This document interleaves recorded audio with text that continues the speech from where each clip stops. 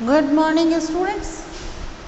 Okay, आप लोगों की एक डिमांड थी कि आपको जो चैप्टर नंबर 7 है उसका conservation of plants and animal 8th class है ना, उसका पार्ट 2 और 3 आपको बिल्कुल भी सुनाई में नहीं आ रहा है, तो कुछ उसके ऑडियो में प्रॉब्लम आई है, इसलिए मैं इस जो पोर्शन है पार्ट 2 को रिपीट करती हूँ। Okay, that's why I have written it, repeat part 2 conservation of plants and animals. Okay, let us start the chapter. हमने क्या पढ़ा था इसके अंदर, प्लांट्स और एनिमल्स जो है उसको किस तरीके से हम लोग उसको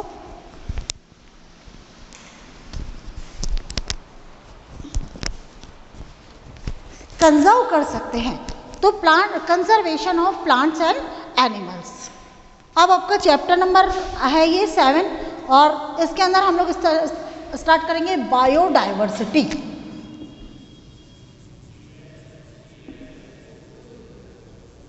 what is the means of biodiversity? Biodiversity का क्या मतलब होता है? Bio means both plants and animal.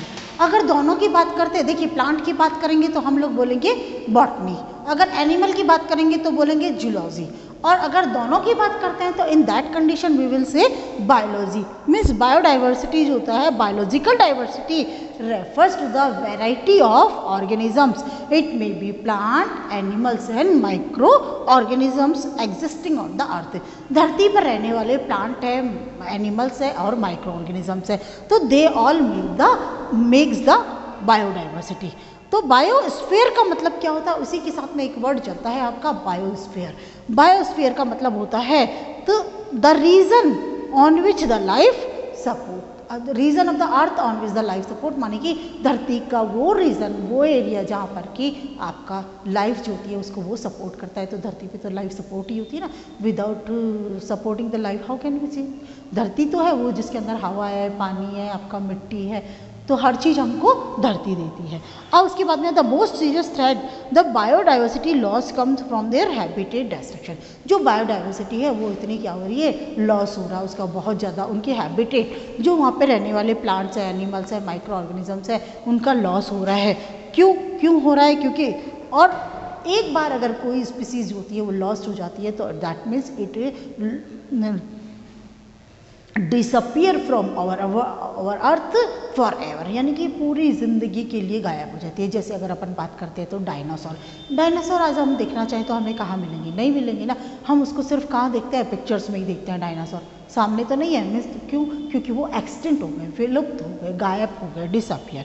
In a simple word the species of the plants and animals which have already been lost are called extinct species. The species of the plants and species of the plants and animals, plants और animal की वो species that have been which have been already been lost, मतलब कि जो पूरी तरह से already पहले ख़त्म हो चुके हैं, that is known as extinct.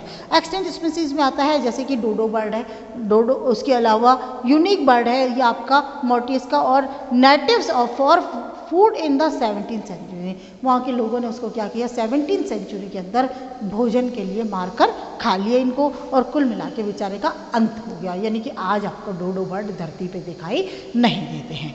और इसी तरह से 35 स्पीसीज है हमारी जो वाइल्ड एनिमल्स की पूरी तरह से ख़त्म हो चुकी है, और 95 है जो वाइल्ड बर्ड्स है वो भी ख़त्म हो चुके हैं। इसी तरह से जो 2 हॉर्न राइनोसोरस है सुंदरबन का, इंडियन चीता है, साइबेरियन टाइगर है, गोल्डन लंगूर है, हिमालयन क्विल है, पिंक हेडेड डक है, गोल्डन ईगल है, have already disappeared from the Indian fauna in recent past.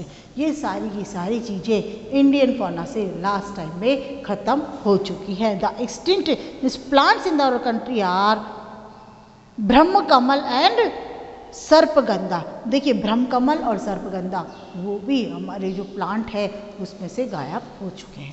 तो थ्रेटेंड स्पीसीज कौन से होते हैं? Those species which have already reduced and in number, वो स्पीसीज जो कि ऑलरेडी जो होती है वो नंबर में रिड्यूस हो सकती है, उनकी संख्या कम हो चुकी होती है।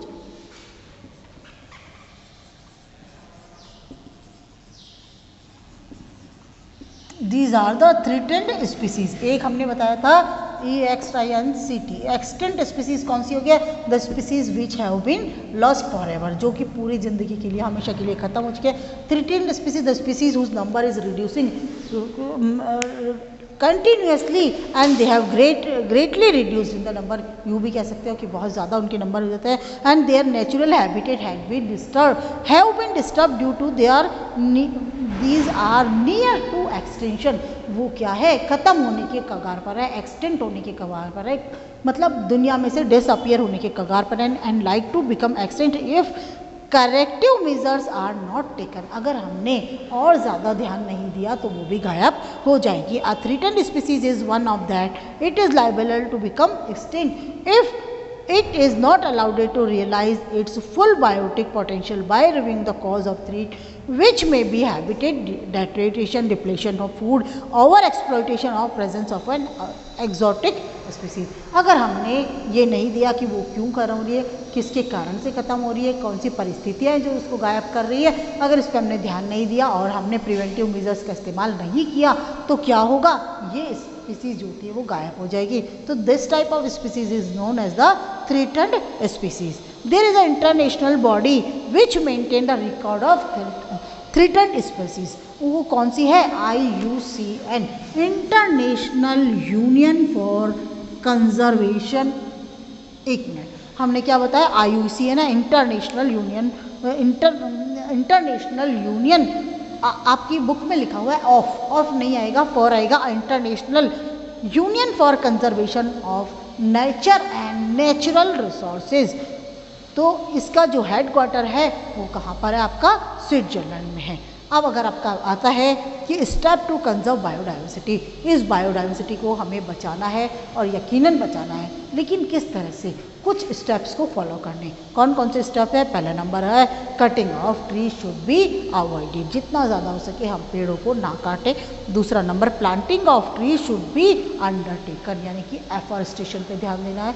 हर टाइम हमको कोशिश करनी है कि कहीं ना कहीं हम प्लांटिंग करते रहें। तीसरा है hunting of animals should be strictly banned, और which is banned should be strictly enforcement. जो एनिमल्स की हंटिंग है उसके ऊपर स्ट्रिक्टली बैन लगा देना चाहिए, और जहाँ पर बैन लगा हुआ है वहाँ पर हमको स्ट्रिक्टली उसको एनफोर्स करना चाहिए, लागू कर देना चाहिए। ये नहीं कि हाँ चलता है, नहीं चलता नहीं है, आपको लागू करना है बाकायदा। उसके बाद में आता है illegal trade in animal skin, tusk और एलिफेंट टस्क है, एनिमल स्किन है, जो द शुड बी चेक्ड, बराबर उसकी चेकिंग होनी चाहिए और उसके ऊपर बैन लगना चाहिए इस तरह के व्यापार का। क्योंकि इस तरह का जो व्यापार होता है कि किसी जानवर की स्किन से आप अपने लिए कुछ आइटम बनाते हैं, उसका यूज़ करते हैं, तो that is very bad thing. उसके बाद में आता है dependence on wood as a fuel should be reduced, fuel के लिए हम लकड़ी का इस्तेमाल करते हैं वो रिड्यूस करना चाहिए। Alternate source of energy should be encourage, energy का जो दूसरा सोर्स होता है हमको इस्तेमाल इसको करना चाहिए।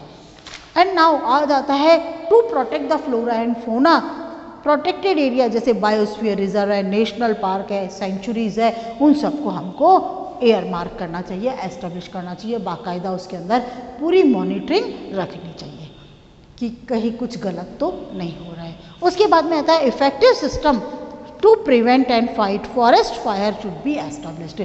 फॉरेस्ट फायर, जो लाखों जो पेड़ पौधे हैं, जानवर है, वो हमारे क्या होता है फॉरेस्ट फायर के कारण मर जाते हैं, ख़त्म हो जाते हैं, जिंदा आग में जल जाते हैं। तो फॉरेस्ट फायर को स्टॉप करने के लिए हमें जो होते हैं फाइट, जो ऐसे सिस्टम को इफ़ेक्टिव बनाना चाहिए, एनफोर्समेंटली एस्टेब्लिश कर देना चाहिए। जैसे हम सीज़ फायर का इस्तेमाल करते हैं हमारे आजकल देखिए, जहाँ भी बड़ी बड़ी फैक्ट्रीज़ में आप जाएंगे, किसी स्कूल्स में भी जाएंगे तो आपको मिलता है कि रेड कलर की बॉटल मिलती है सीज़ फायर, ताकि हमारे स्कूल में अगर किसी तरह से कोई मिस हैपनिंग हो जाती है तो तुरंत हम उसको कंट्रोल कर सकें। इसी तरह से जंगल के अंदर जो लगने वाली आग होती है जिसे फॉरेस्ट फायर कहते हैं, उसके लिए भी हमको पूरी तरह से तैयार रहना चाहिए, एक सिस्टम डेवलप कर देना चाहिए, इफेक्टिव सिस्टम, ताकि हम उसको रोक सकें।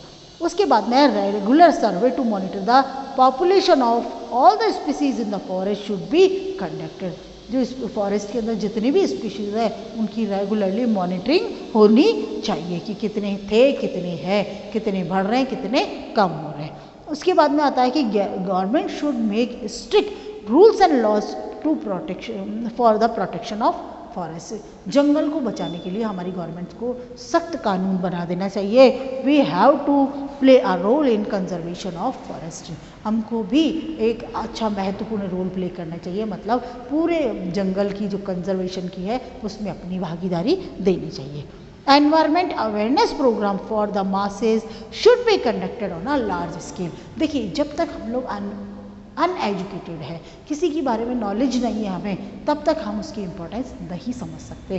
तो हमारी गवर्नमेंट को क्या करना चाहिए, एक एनवायरमेंट अवेयरनेस का जो प्रोग्राम होता है वो भी क्या करना चाहिए, बहुत बड़े लोगों के लिए, बहुत बड़े स्केल के ऊपर हमको इसको क्या करना चाहिए, कंडक्ट करना चाहिए, ताकि लोग जो है वो क्या करें, एनवायरनमेंट के बारे में अवेयर हो सके। नॉन गवर्नमेंट ऑर्गेनाइजेशन जैसे कि एनजीओ है, आपको should be provide encouragement to undertake conservation work. जो एनजीओज होते हैं उनको भी हमको बाकायदा प्रमोट करना चाहिए, बाकायदा मोटिवेट करना चाहिए, ताकि वो अपना काम बहुत अच्छी तरह से कर सके। उसके बाद में आता है how can we overcome the problem of deforestation. Deforestation की प्रॉब्लम से हम कैसे ओवरकम कर सकते हैं, कैसे हम उभर सकते हैं, बाहर निकल कर आ सकते हैं। देखिए, beside the causes of deforestation, हमने उसके अंदर देखा कि there are tree required for the paper making. कितने क्या चाहिए हमको, पेड़ किसके लिए चाहिए, हमको पेपर मेकिंग के लिए चाहिए। 17 fully grown up trees are cut for to make a 1 ton paper. 1 ton paper बनाने के लिए आपको कितने चाहिए, 17 पेड़ जो होते हैं वो काटना पड़ता है। तो अब इस तरह से क्या होता है कि पेड़ है, हम पढ़ाई तो बंद नहीं कर सकते हैं, तो we will reduce the consumption of paper. We do not waste the paper. हमको क्या करना है, इस्तेमाल करना है, but don't waste the paper. Paper को वेस्ट नहीं करना है। Then write on the both side of the paper, paper की दोनों साइड पे लिखना है। तो recycle of the paper, paper को जो होता है रिसाइकिल करना है। एक जो पेपर होता है 5 से 7 बार तक रिसाइकिल हो जाता है। We can use the recycled paper for the rough work also. Another advantage is that the use of harmful chemicals in the paper making is also reduced. Okay, अब आता है deforestation can be overcome by the reforestation. आपने deforestation किया मतलब पेड़ काट दिए, reforestation किया मतलब पेड़ लगा दिए। तो आपने एक पेड़ काटा, उसकी बजाय आप 2 पेड़ लगा दीजिए, तो आपका डिफॉरेस्टेशन का इफेक्ट खत्म हो जाएगा। तो the objective of the reforestation is to regenerate the destroy forest by planting new trees. नए पेड़ लगाकर जो हमारे फॉरेस्ट डिफॉरेस्ट हो गए थे, मतलब कि जो हमारा जंगल खत्म हो गया था, उस जंगल को हम वापस जनरेट कर रहे हैं। तो हमारे preservation and conservation of forest and in India we have the following act aimed. हमारे जो इंडिया के अंदर कुछ एक्ट हमने लागू किए हुए हैं जिसके कारण हम अपने जंगल को बचा सकते हैं, preservation and conservation of forest. And second है to meet the basic need of the people living in and around the forest area. पहला जंगल बचाना है, दूसरा वहाँ के एरिया में रहने वाले लोगों को भी हमको बचाना है। फॉरेस्ट एक्ट है 1927 और वाइल्ड लाइफ प्रोटेक्शन एक्ट है जिसके 1972 में ये बना था, लेकिन 1991 में इसका अमेंडमेंट हुआ, उसमें सुधार हुआ। अब आता है प्रोटेक्टेड एरियाज। प्रोटेक्टेड एरिया में प्रोटेक्टेड एरिया के अंदर बात करते हैं तो to protect the wild life in our country, हमारी कंट्री के अंदर जो वाइल्ड लाइफ है उसको प्रोटेक्ट करने के लिए government of India pass some wild life act. उसने क्या किया है, pass the wild life act pass किया है। कब किया था, 1972 में। Under this act protected areas like जो नेशनल पार्क है, सेंचुरीज है and biosphere has been set up. पहले नंबर उनको सेटअप किया एंड दूसरा नंबर हो गया maintain by the government. Government के द्वारा ये मेंटेन किया जाता है। एंड प्रोटेक्टेड एरिया इंक्लूड, इसमें क्या क्या आता है, आपका नेशनल पार्क आता है, सेंचुरीज आती है और बायोस्फीयर रिजर्व आता है। सबसे पहले हम लोग काम करते हैं नेशनल पार्क में। कहाँ आते हैं,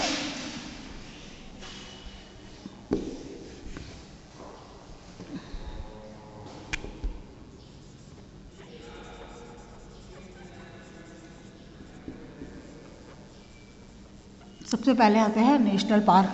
तो नेशनल पार्क की अगर हम बात करते हैं तो are the protective area reserve exclusive betterment of the wild life. जो वाइल्ड लाइफ है उसकी बेटरमेंट के लिए हमने इसको किया है, एस्टेब्लिश किया है, और these are established at the approval of legislator.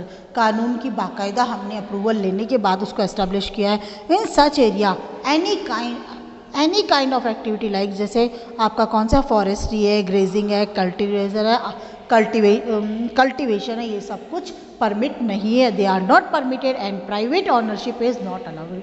कोई भी नेशनल पार्क किसी प्राइवेट आदमी का नहीं हो सकता है। Any habitat manipulating activity is not allowed in the natural park. किसी भी तरह का कोई मैनिपुलेटिंग करना, किसी तरह की कोई एक्टिविटी इसमें अलाउ नहीं है। The national number of national parks in our country is 110। कितने नेशनल पार्क है हमारे? 110 नेशनल पार्क है। और कितने? 3400 स्क्वायर किलोमीटर में ये फैले हुए रहते हैं, जो हमारे जोग्राफिकल जो एरिया है उसका 1% है। तो following are the some important, हाँ कौन कौन से हैं देखिए, हमारे पास में है कान्हा नेशनल पार्क है मध्य प्रदेश में, और बांधवगढ़ नेशनल पार्क भी आपका मध्य प्रदेश में है, कांजीरंगा नेशनल पार्क आपका आसाम में है, और नागरहोल नेशनल पार्क जो है वो कर्नाटक में है, रणथंबोर नेशनल पार्क हमारे राजस्थान में है, गिर नेशनल पार्क गुजरात में है, और जिम कॉर्बेट नेशनल पार्क जो है उत्तराखंड के अंदर है। अब नंबर 2 आता है centuries.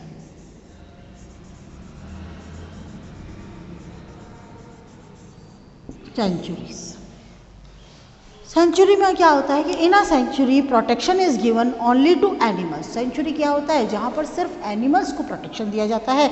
Activity serve as the harvesting of timber, collection of minor forest product are allowed. कोई प्रॉब्लम नहीं है वहाँ पे जो फॉरेस्ट एक्टिविटीज़ होती है उसके लिए, so long as these activities do not interfere with the wellbeing of animals. क्योंकि ये सब चीज़ें वहाँ पर अलाउ है, वहाँ तक अलाउ है जहाँ तक कि वो एनिमल्स को किसी तरह की कोई नुकसान ना पहुँचाए। ठीक है। किलिंग यानी कि पोचिंग और capturing on animal is strictly prohibited. आप एनिमल को मारते हो, ये पूरी तरह से शिकार करना, पोचिंग करना, ये पूरी तरह से स्ट्रिक्टली बैंड है, प्रोहिबिटेड है। The number of sanctuaries in our country is 543। कितनी सेंचुरीज है भाई? 543। This is also the question. आपके कई बार बोर्ड में इस तरह के क्वेश्चन आ जाते हैं कि 543 है। और बायोस्फीयर रिजर्व जो होता है लार्ज प्रोटेक्टेड एरिया है, where in people are an important component of the system. इस सिस्टम का, बायोस्फीयर सिस्टम का पूरा इम्पोर्टेंट जो एक पार्ट है वो कौन सा है? इंसान, वो भी इसका एक पार्ट है। These are multipurpose protected area. कौन से है? मल्टीपर्पज प्रोटेक्टेड एरिया है। Area being develop to conserve the biodiversity. हमने क्यों करा इसको, बायोस्फीयर को? बायोडाइवर्सिटी के लिए। दूसरा, preserve ecological balance and promote conservation. दूसरा नंबर क्या हो गया? प्रिजर्व इकोलॉजिकल बैलेंस, जो हमारे इकोलॉजिकल बैलेंस है उसको मेंटेन करने के लिए, कंजर्वेशन को मेंटेन करने के लिए। And permit tribals living in area in the area to exit.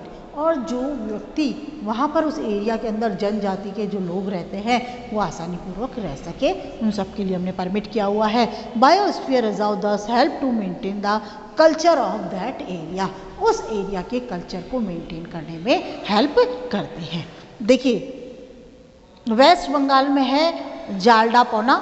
जालडापौना है, ये एनिमल्स कौन कौन से हैं? राइनोसोरस, एलिफेंट, टाइगर, गौर, डियर, सांभर, ये सारे एनिमल होते हैं। अच्छा, घना बर्ड है भरतपुर राजस्थान में, और इसमें एक्वेटिक माइग्रेटरी बर्ड आते हैं। इसके बाद में आता है मानस। मानस क्या है? At the foot hills of Himalaya in Assam near Bhutan. Assam में है, भूटान के पास में, हिमालय की पहाड़ियों के नीचे की तरफ है। Large wild buffalo with long horn tiger. बड़ा भैंसा, जंगली भैंसे और बड़े बड़े सींग वाले टाइगर, पैंथर, गौर, ये सब यहाँ पे पाए जाते हैं। टरोबा, टरोबा कहाँ है? एट टरोबा इन नागपुर। नागपुर में है और टाइगर के लिए है ये। चिल्का, चिल्का आपका उड़ीसा के अंदर है। और an oasis of birds like waterfalls, ducks, cranes, golden plovers etcetera. Okay, ये सारा का सारा हो गया। अब बायोस्फीयर रिजर्व जो है वो that is the remaining, tomorrow we will complete it. Okay, thank you.